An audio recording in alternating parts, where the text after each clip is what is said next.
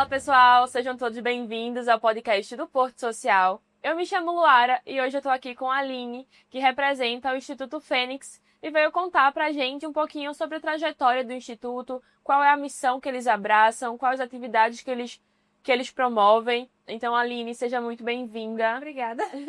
Muito obrigada por ter topado o nosso convite. Estou curiosa aí para entender um pouquinho mais do trabalho que vocês realizam.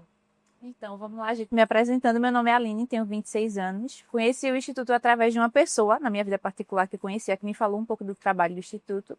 E na época eles precisavam de uma psicóloga, então cheguei lá um pouco sem conhecer muito do projeto e estou lá basicamente há quase 2 anos. Então, de fato, foi, na minha carreira profissional, foi de fato a minha primeira experiência de trabalho, de fato, onde de fato eu me encontrei dentro da psicologia, inclusive. Na minha época de estudante, eu nunca pensava em ingressar no meio social e foi a partir do projeto que, de fato, eu consegui me achar no meio caminho mesmo profissional. E aí estou lá há quase 2 anos. É um projeto relativamente recente. Ele foi fundado em 2022 por nosso responsável, que é Cícero Alves, que foi a partir da história pessoal dele que ele decidiu fundar o Instituto, né? Então, ele é um egresso do sistema prisional, passou quase 10 anos no sistema prisional de Alagoas, porque ele é natural de lá. E, de fato, foi daí que partiu a ideia do projeto, inclusive pelo nome, Instituto Fênix, que partindo da história pessoal dele, a gente acredita que, de fato, por mais que possamos cometer erros nas nossas vidas, né? Que de fato a gente pode ter um novo recomeço quantas vezes for necessário. Então, hoje, a nossa pauta ela não é exclusiva de egressos do sistema prisional. Nós atuamos com qualquer pessoa em vulnerabilidade social como foco de prevenção da criminalidade. Então, nós trabalhamos com um público jovem, na faixa dos 14 até mais ou menos o público adulto também, de 59 anos a 60 anos, com foco basicamente sobre o mercado de trabalho e qualificação profissional, também fazendo a parte da assistência, onde a gente ali identifica que o usuário ele precisa de um apoio maior também. Incrível. Deixa eu me situar aqui. Primeiro, Aline, eu entendi como foi que você chegou no Instituto. Eu queria entender hoje qual é o teu papel lá dentro, assim, quais são as atividades que você desenvolve lá dentro. E sobre o Instituto, entendi que vocês iniciaram em 2022, a missão que vocês abraçaram, né, que veio de uma dor pessoal do idealizador. Mas hoje também, quais são as atividades que vocês também estão realizando lá? Assim, como é que funciona a rotina de vocês dentro do Instituto? Basicamente, eu sou a responsável do setor psicossocial da instituição. Hoje a gente tem de profissionais, são apenas duas. Então, eu, quanto psicóloga, temos o assistente social. E a equipe, basicamente, de apoio é formada por jovem aprendiz ou, eventualmente, algum voluntário e estagiários que possam fazer parte do projeto. Então, o meu setor, a gente chama que é o coração da instituição. É dele que parte qualquer atividade que o Instituto se propõe a fazer. Então, a execução de projetos sociais voltados para essa parte de qualificação e inserção também no mercado de trabalho. Então, meu dia a dia, eu costumo até dizer que é um pouco burocrático, porque lida muito com o atendimento ao público de fato, mas a gente parte dessas demandas a nível de ensino superior, que a gente tem uma parceria com o Senac também, que é um porte aliado da gente, e também vagas para mercado de trabalho. Então, a gente faz o processo de treinamento profissional quando esse indivíduo se cadastra no Instituto, porque a gente sabe que a maioria da população que a gente atende em vulnerabilidade, às vezes não tem conhecimentos que são básicos sobre o mercado de trabalho, então a gente faz essa conversa e diálogo com eles de uma forma bem fluida mesmo, não é nada muito formal, para que eles também se sintam aceitos e entendam ali a comunicação que é realizada. Então, partindo desse treinamento, a gente realiza também um atendimento psicossocial, onde a gente entende um pouquinho do contexto de vulnerabilidade desse indivíduo, para a gente entender o que a gente vai fazer de planejamento individual para aquele usuário. Então, a gente tem um PIA, onde a gente traça o percurso desse usuário dentro da instituição. Então, a gente consegue colocar prazos, a atividade que aquele usuário necessita, para que, de fato, a gente possa ir atendendo individualmente cada demanda que ele tenha. Óbvio que, como toda instituição, a gente tem limitações, né, de fato, e não é que a gente consiga cumprir tudo, mas, no mais, a gente deixa muito claro que a gente está ali para atendê-lo, seja, às vezes, através de uma doação de cesta básica, seja através de uma elaboração de um currículo, que é algo simples, outra eventual demanda que eles possam ter. Então, a gente tenta fluir aí por essas esferas também. E além do meu setor, um outro setor que é de forte pilar da instituição é o setor jurídico, que aí realmente parte dentro desse público muito específico, que é egresso do sistema prisional. Então, acompanhamento de situação judicial, são eles que fazem todo o processo. E aí a gente atua nessas duas frentes, na questão judicial, para quem tem realmente alguma pendência em relação à justiça, mas também qualquer pessoa que nem tenha parente, não tenha vínculo nenhum, acho que a gente trabalha como foco de prevenção à criminalidade. Entendi. E hoje, como é que esse público ele chega até vocês? De algum órgão que encaminha? Tem uma demanda espontânea também, que chega aleatoriamente, querendo ajuda? A maior demanda, ela parte de demanda espontânea, mas às vezes a gente consegue fazer articulações com algumas outras instituições. E aí, dentro disso, mas hoje a maior demanda realmente é de forma espontânea. Então, boca a boca por lá ainda é muito presente. Um que se cadastra e indica o outro. A gente também, dentro da nossa instituição, tem colaboradores que são egressos. Então, o público que se cadastra, ele também pode virar um colaborador do Instituto. A gente faz o processo de contratação, até porque, fora a questão do próprio Instituto, nessa parte de focada mais em questão de vulnerabilidade, a gente também abriu um restaurante padaria social. E aí, dentro desse restaurante padaria social, o foco da contratação é somente de egressos, priorizando principalmente essa parte de Cícero, de ser um representante e ele saber a dificuldade que hoje esse público tem em se inserir no mercado de trabalho. Então, é uma forma da gente conseguir se manter hoje. A ideia desse restaurante partiu de um próprio autossustento do Instituto, né? Porque depender de doações não é fácil. E aí também pensando nesse outro lado do nosso próprio público, de contratá-los para que eles façam parte também da instituição. Incrível. Incrível mesmo. Vocês qualificam e ainda tem a possibilidade ali deles terem também um emprego. E formam um ciclo, né? Isso. E sobre corpo, assim, porque a gente sabe que precisa de muitos braços para fazer isso acontecer. Então você já citou, né, alguns setores que são os pilares dentro da instituição. Já citou também algumas pessoas que fazem parte aí desse time. Mas, em geral, hoje vocês contam com quantos colaboradores? Sendo eles voluntários ou remunerados? A gente tem em torno de 21 pessoas que não estão todos os dias, né, na instituição, mas que giram ali para fazer esse funcionamento dar certo. 21 misturado voluntário e remunerado ou a Isso, maioria? a grande maioria tem a remuneração, mas ainda não é a remuneração de um piso que seria Sim. pertinente a cargos e funções, né? Mas a maior parte dele é formado por realmente como se fosse contratantes, né? Como se fosse colaboradores do Instituto. Hoje a gente não tem um escopo grande de voluntários, inclusive é algo que a gente precisa fortalecer dentro da instituição para realmente criar essa ideia de quanto mais pessoas fizerem parte, maior chance da gente conseguir alcançar o público que a gente quer, as demandas do público. Então hoje, basicamente, de voluntários mesmo, a gente só tem uma, que é outra psicóloga. Então vamos mudar isso aí. De fato, é o foco que a gente precisa. E sobre o público que vocês atendem, atualmente vocês estão com quantas pessoas? Como a gente atua com 4 públicos diferentes, então a somativa deles dão em torno de 2.800 pessoas, porque é um público, a maior parte dele é de egresso, até pela trajetória anterior do Instituto. A gente só começou a atuar com pessoas em vulnerabilidade como um todo a partir desse ano. Então, os 2 anos anteriores era exclusivo de egresso, sistema prisional, ou jovem também de unidades socioeducativas. Então, de egresso, a gente tem aí 1.700 cadastros. De público em geral, ali, que é pessoas em vulnerabilidade social como um todo, tem em média 200 e um tantinho, não vou saber exato agora, de público de jovem aprendiz, porque a gente tem uma parceria com o SENAC para encaminhar jovem para o mercado de trabalho. Essa parceria foi encerrada no início do ano porque era um projeto e o projeto se encerrou, mas basicamente quase 500 jovens também. E aí, juntando os públicos, dá em média 2.800 pessoas. É de segunda a sexta? É de segunda a sexta, de 8 às 5. Puxado. É puxado. E sobre os desafios, assim, né? A gente sabe que, por mais que na sua fala eu entendo que é como se tivesse tudo já muito redondinho. Por mais que, claro, tem aí esse ponto dos voluntários, tem algumas coisas que precisam ser reestruturadas, mas de forma geral, assim, parece que tá tudo muito organizado, estruturado. Todo mundo, cada um na sua caixinha, e vocês fazem a coisa rodar. Mas aí, obviamente, tem vários desafios. Alguns de vocês já citou aqui, como acho que o principal deles é a captação de recursos. Mas eu queria que você pudesse falar pra gente, de acordo com... diante de vários desafios que vocês enfrentam, qual seria o principal? De fato, seria a questão do recurso, mas não para manter a instituição, por exemplo, o nível de colaboradores, mas de fato manter o projeto, inclusive, de atividades. Hoje, inclusive, o CAIS foi uma grande ferramenta, até no sentido de parcerias. Uma grande parceria que hoje a gente tem para a execução de alguns cursos é a PEC, que de fato a gente tem essa parceria na execução de alguns cursos, porque de fato a gente tem parcerias que, por exemplo, são online para a questão de curso, mas que não gera tanto engajamento do público, enfim, pela questão da própria vulnerabilidade, não acesso às ferramentas digitais, até letramento digital mesmo de conhecimento. E aí, hoje, a grande pilar é ter recurso para poder movimentar a questão da aplicação de cursos, que é, de fato, algo que barra muitas vezes até a ideia do projeto conseguir ser executado. A gente tinha 2 cursos recentes agora para ser executado, mas, de fato, por conta de questão de verba, de material, de gerar, porque, de fato, a gente não quer cobrar do usuário um valor social, por exemplo, R$10, porque nem todos têm acesso a esse valor.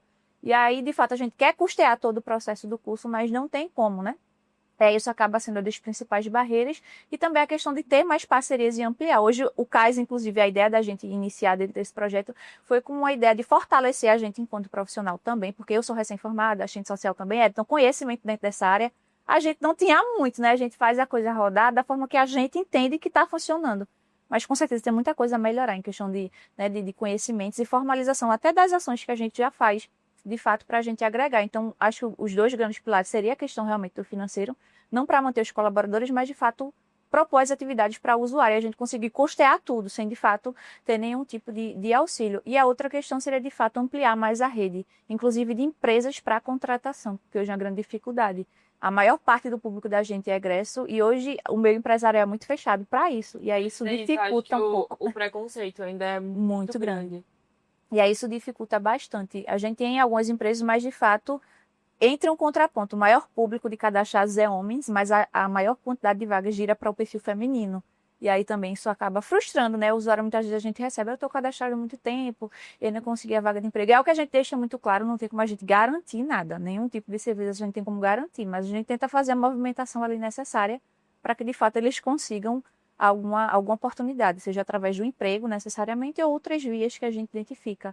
Hoje, uma grande parceria que a gente tem é com o programa do Estado, que seria o programa Atitude, também que a gente realiza encaminhamentos para a política de redução de danos, já que não vou dizer a maioria, porque eu estaria, né, generalizando muito, mas uma parte da população aí também enfrenta a questão com o uso de alguma substância. E a gente consegue encaminhar para alguns equipamentos, para as CREAs e outras atividades também, para articular aquele usuário a uma rede maior, para que ele consiga acessar as outras vulnerabilidades que a gente, Constituição, hoje não consegue. Vocês sentem dificuldade? Eu estava aqui pensando enquanto você falava. Vocês sentem dificuldade em relação ao engajamento e comprometimento deles, assim, em relação às atividades que vocês trazem? Bastante. Até por conta da própria vulnerabilidade, do não ter o acesso à passagem fácil para poder se movimentar e conseguir comparecer às atividades. Então, a maioria das atividades a gente tem que remarcar algumas vezes. Se eu marco um agendamento, ali não consigo porque eu estou sem passagem. Até para a questão do emprego.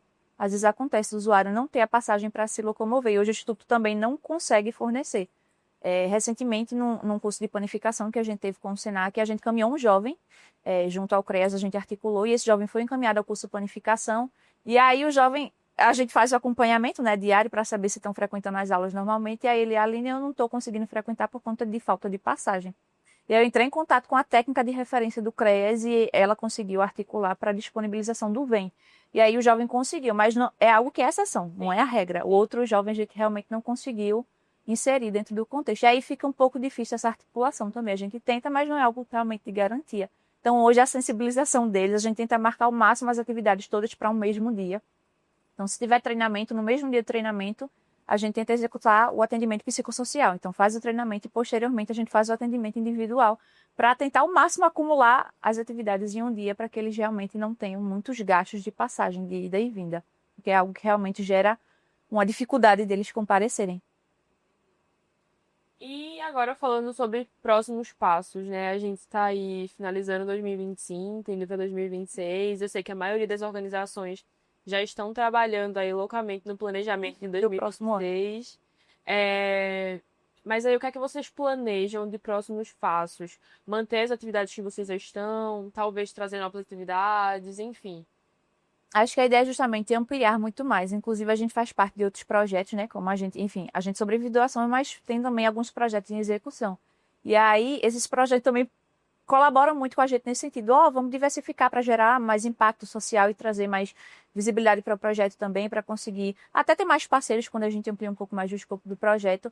E a ideia é que a gente, de fato, amplie essas atividades, mas também consiga focar principalmente na articulação, que hoje é um déficit. Não adianta eu só querer aumentar as atividades sem ter como propor essas atividades. E pensar nessas atividades para o perfil do público que a gente tem. Por exemplo, a gente tem parcerias com instituições em relação a cursos online, mas talvez o foco do ano que vem não seja essas questões digitais, mas sejam de fato presenciais. Inclusive o CAIS colocou lá no grupo do WhatsApp qual instituição queria receber cursos aí, a gente notificou lá também, justamente porque a ideia é fomentar esse público, até para a questão da empregabilidade. É muito difícil a gente se inserir no mercado de trabalho sem ter qualificação. Então, a maior parte do público é deficitário, até em questão de conclusão do ensino médio. Então, de fato, a gente profissionalizar esse curso para, de fato, tentar ampliar o acesso dele à oportunidade de emprego. Então, é um pilar que a gente precisa para o ano que vem. Ter mais colaboradores e também a questão de eu ampliar essas atividades para o usuário. E sobre sonho? Se você pudesse citar assim, o maior sonho que vocês têm para o Instituto Fênix, qual seria?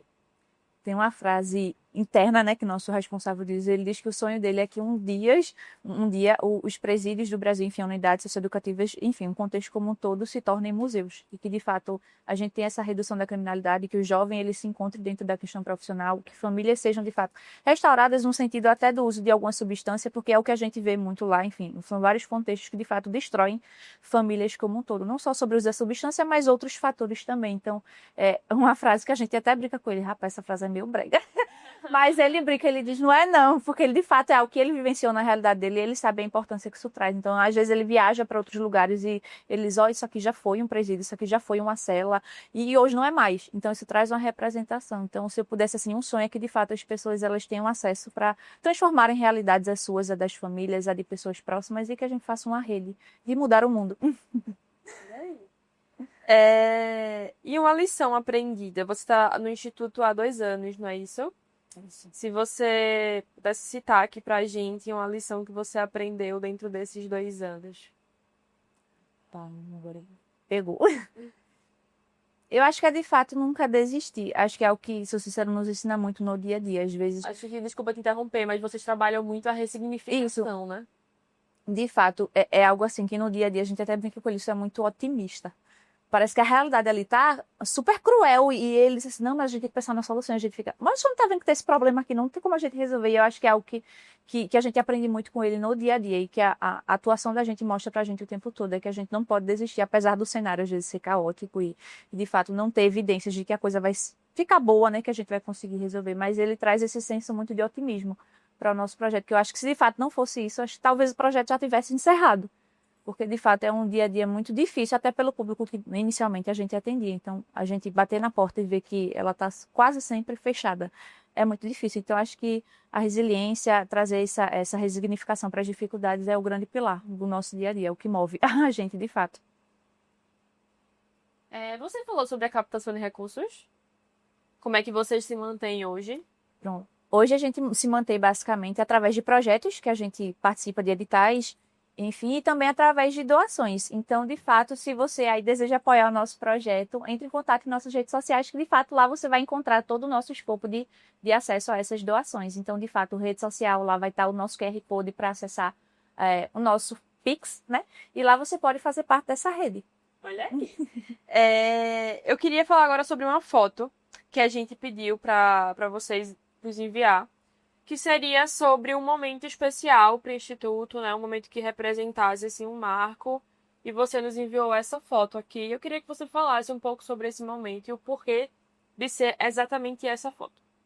Essa foto ela foi tirada basicamente recente, se eu não me engano foi em outubro, foi em relação à nossa inauguração do nosso restaurante Padaria Social, que de fato foi um projeto assim muito sonhado pelo nosso responsável.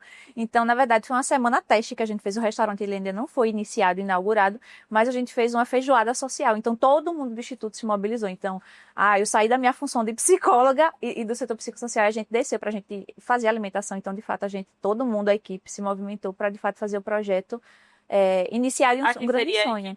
Isso seria parte dessa equipe. Ainda faltam algumas pessoas, mas de fato a maioria das pessoas estão aí. Então, ver todo mundo se movimentando e no final, assim, desse processo, a gente fez, enfim, orações e agradecendo pelo processo, né, de iniciar mais um sonho, de fato, do início do projeto como um todo, Instituto Fênix, mas também da padaria e restaurante social. É, de fato, um dos grandes sonhos de seu Cícero, que realmente dê certo. Então, ainda não inaugurou 100%, mas aí a gente fez um teste com a feijoada social. E qual é a previsão de inauguração?